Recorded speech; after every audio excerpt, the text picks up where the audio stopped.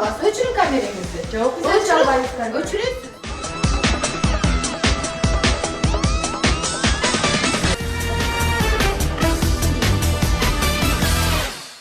Толук бир жумадан кийин назарыңыздарда кайрадан визитер элдик долбоору. Саламатсызбы урматтуу теле көрүүчү, ал эми саламатсызбы? Визитер элдик долбоору атына кандай атыңыз? Умар. Ар бир программада айтып келебиз, мына ушундай жерлерди жабыңыздар же башка шартты түзүүңүздөр деп, анткени сырттан канча чаң кирип, мына ушул бети ачык азыктарга кирет, туурабы? Бизде медкнижка, удостоверение жана ошондой бардык тиешелүү документтер бар. Албетте биз аларсыз кире албайбыз. Программа бул ирет Ош шаарындагы Борбордук базарда тагыраагы Достук көпүрөсүнүн түбүндө жайгашкан тамактануучу жайлардын бирине келдик. Ашканаңыздарды эмнеге жаап койдуңуздар? Көрсөтөсүзбү бизге ашкана кайсы жерде керек? Жаап коюшкан, жана эле жарык бар болчу, учурда жок.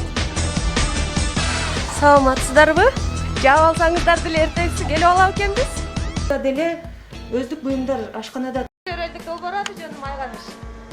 Мен эмне жөнүндө айтып, эмнени сиздерге комментарий берем, өзүм дагы түшүнбөй калдым, өзүм дагы башым айланып калды, анткени ушул жерден эле эттер заготовка болуп. Сиздердин сөзүңүздөр менен связано экен дей албайм да мен. Маркировка болсо келет. Визитерлик долбоору мына ушул Ош шаарынын айланасында жайгашкан кафелерди чагылдырууга улантууда. Канча жол бир алмаштырасыздар, саламатсызбы? 2 күндө алмаштырабыз. 2 күндө алмаштырбайсыздар. Эртең алмаштырабыз.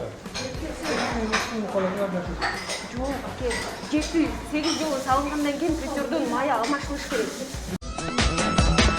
Частный заведение болсо, анда өзүңүз жаап алып туруп, үй-бүлөңүз менен тамактаныңыз. Бул жерде сиздер кардарлар менен иштеп атасыздар.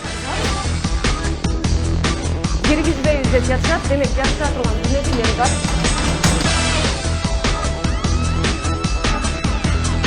Бир жашыра турган бир нерсени бар үчүн ошон үчүн киргизип атасың.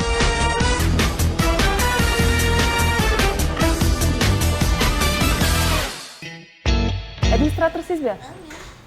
Программаны көрүп жүрөсүзбү же? Мурда дагы сиздерге келгенбиз, 2 жыл болду. Азыр эми кандай өзгөрүүлөр болду деп теле көрүүчүлөргө кызык болуп атат да, оңдошуптурбу деп. Майны өзүңүз көрдүңүздөр. Уруксат, Матсылык кабыл алышат.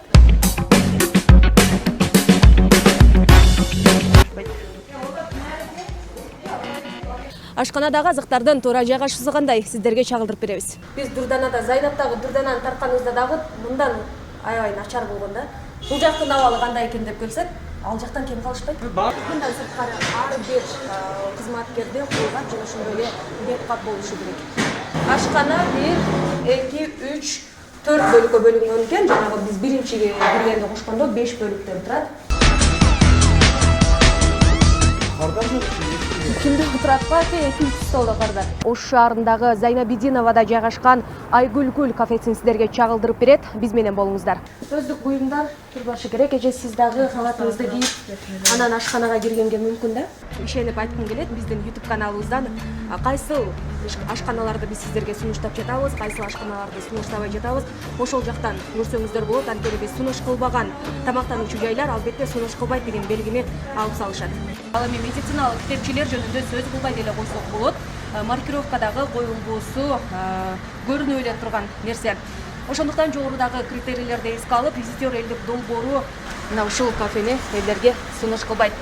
Ал эми ар сунуштарыңыздарды мына ушул номерлорго калтырсаңыздар болот.